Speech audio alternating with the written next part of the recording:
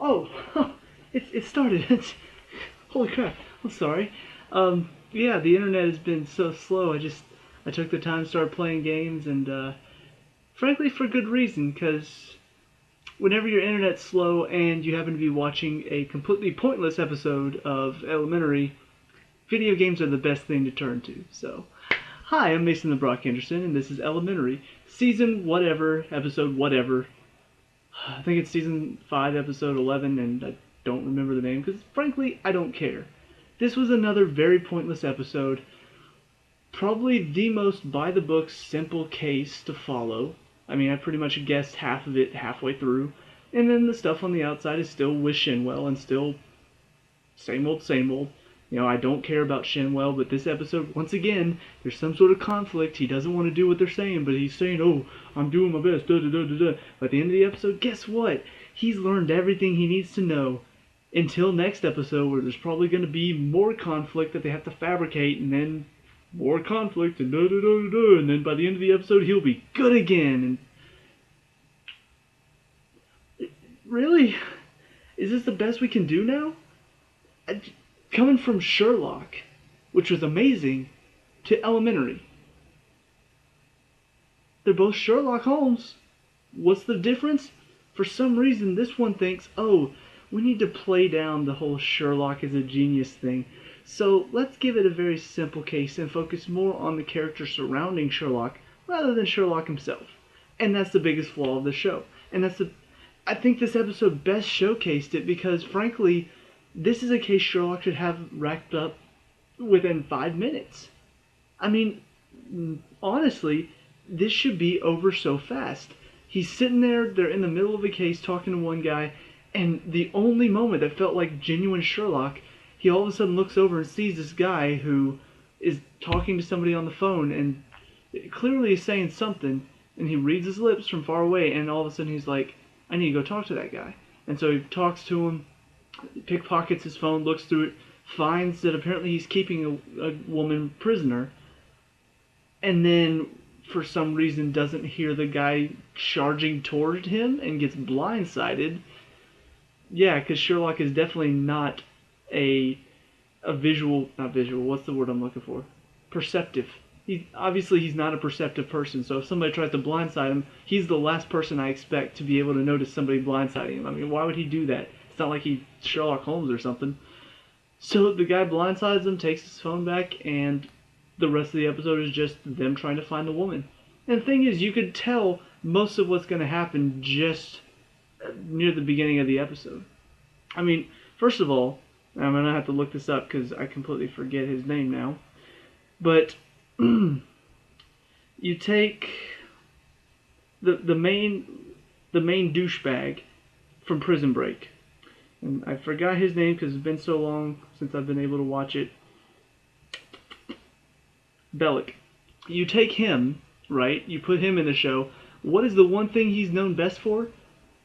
His bastard smug face. And that's exactly, as soon as he came into the show, as soon as they picked him up and they brought him into the police station and they started asking him questions, I knew exactly what was going to happen. I'm like, okay, so let me guess. Something's going to go wrong, they're not going to be able to hold him, and he's going to give me a smug bastard look. Sure enough, here comes Gregson, he's like, I got some bad news, and tells him that apparently the judge wouldn't let them hold him. And so what do? They go to the jail cells, and as he's getting released, they're right there to make sure that he can look them in the eye and give them his biggest bastard smile and be like, I'm going to have fun tonight. I'm like, I saw this coming from a mile away. As soon as you cast that guy in that role, I know exactly what's going to happen. It's the most obvious casting ever. And then on top of that, you don't really even bring any characters into it. You've got 3 other characters that are possible suspects. You've got this guy who apparently worked on the ship with the women that, like one of the woman that got taken and another woman. He worked on that ship, and so I think they had some sort of connection, so they suspected him, but that was fairly early on, so I knew it wasn't going to be him. There was a woman that was working on the ship with the woman got taken. Like, that doesn't seem very likely. And then his ex-wife. I wonder who it could possibly be. You already ruled out the guy that had a connection with him early in the episode. I wonder. Oh, it's probably the ex-wife. No shit. I mean, who else could it possibly be? Unless it's somebody random who you haven't introduced us to yet, which wouldn't make any sense. There's no mystery here. It's fairly obvious. So, that was obvious. And then next thing you know, they let him go. And instead of putting, I don't know, maybe Sherlock Holmes on his guard, they put two random guards. What do you expect's going to happen? He's going to get away. Because police are idiots. Seriously, the police are idiots. I'm going to talk about another idiotic thing in a second. But then they find out his general area where he is, so then Sherlock makes a deduction based on some paintings he saw that he's probably near the beach. So they're looking around. Apparently, I think the Coast Guard finds some blood on the beach, and it may not have been the Coast Guard. I can't remember who it was, but some sort of section of police found blood on the beach. They go to it, and they're like, oh no, they probably killed the woman. I'm like, nope, it's probably Bellic. Guess what? It's Bellic. I don't want to spoil anything, but it's Bellic. His name wasn't Bellic, but you know what I mean. Like, it's so obvious that it's going to be him. It's going to be the guy. Because, first of all, you're not going to kill off the woman. That's too dark for this show. And two, you're not going to kill off the accomplice, because then the mystery would be over and we wouldn't be surprised later whenever we find out it's the ex-wife. So they go to the house where they know it's going to be, and they go in there and they realize, oh, it must be the ex-wife. So they go to her house as she's trying to burn the evidence down. They pick her up, put her in the police car, and then they hear some banging from the trunk of a car. And their first thought is, oh, it's got to be the guy. Does he have a weapon on him? Get ready, guys. Train your weapons on this trunk. Because clearly, this has got to be the guy. There's nobody else that would be in the trunk of her car.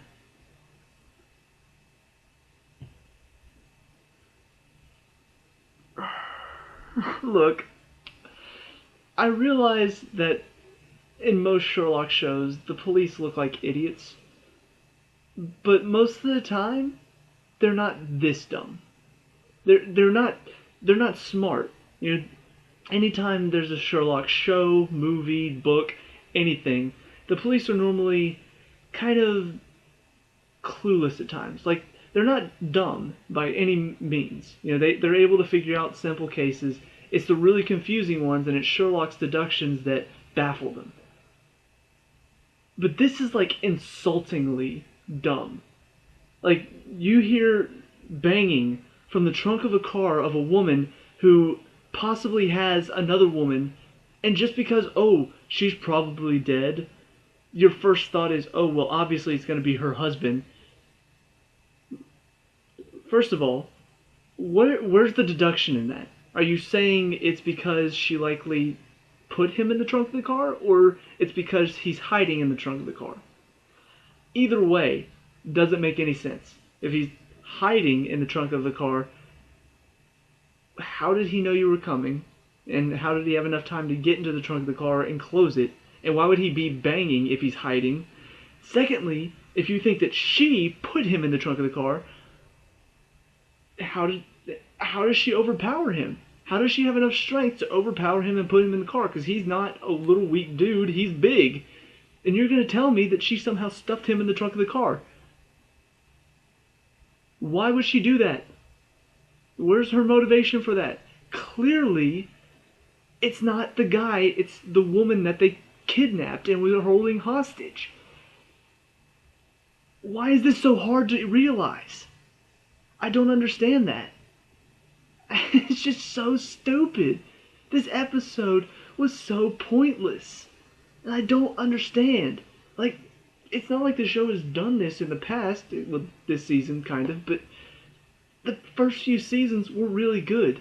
It felt like true, genuine Sherlock Holmes. And it was Sherlock Holmes in America. It was a unique idea that I love what they were doing with it. I love the different takes they had on it. I love the fact that it was him dealing with some of the American customs. I don't know, it was just very interesting to see what would happen if Sherlock Holmes were in New York. You know, what would happen then? It was good. Now, it feels like who knows? It feels like just another crime show. Where the two main detectives are just kind of smarter than the police, but the police are idiots, so that's not really saying much. Watching Sherlock, watching BBC's Sherlock, it makes me feel like I'm watching Sherlock Holmes. It shows me all of his deductions. It shows me the little bitty things that he's picking out.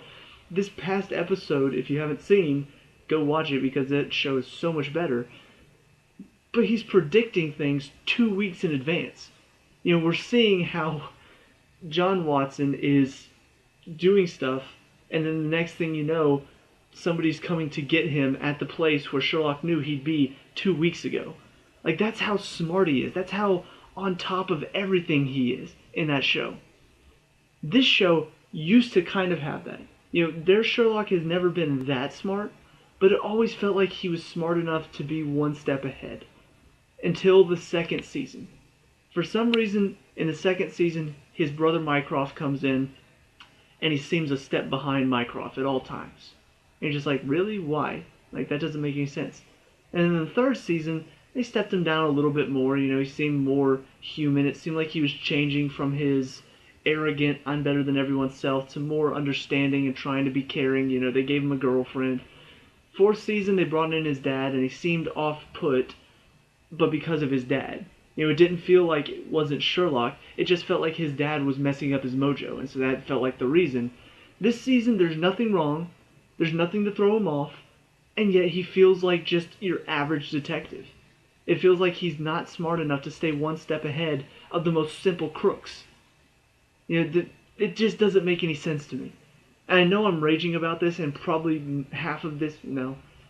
a third of this rage is probably coming from the fact that my internet sucks, and like I said, whenever your internet sucks and you're trying to watch a sucky show, you turn to video games, because what else can you do? I mean, honestly, it felt like it was stopping every 10 minutes for a good 30 seconds, and that's frustrating. So, part of my rage is coming from that, but the rest of it is purely just frustration with this show that has taken such a clever idea and just run it through the mud, to the point where I don't see any coming back from this. You can't just change your characters. The writing has become so bland and so cheap and so just formulaic. I don't even look forward to the show anymore. I used to look forward to it. It was so exciting to tune in and find out what's going to happen next. What's going to happen between Sherlock and Joan. Where's the relationship going to go next? What clever case do they have to solve this time? Now it's just tune in, see them solve some simple case after way too long, and then by the end of the episode, some moral story. That's about it. So, I don't know. Maybe things will pick up. Maybe things will get better. I doubt it, but fingers crossed. So, let me know what you guys think down in the comment section below. What did you like and dislike about this episode? Let me know. We can talk about it, discuss all that good stuff. Leave a like and subscribe. Future Sherlock, not Sherlock. I wish this was Sherlock. Elementary reviews. I'll see you at the next one. Peace out.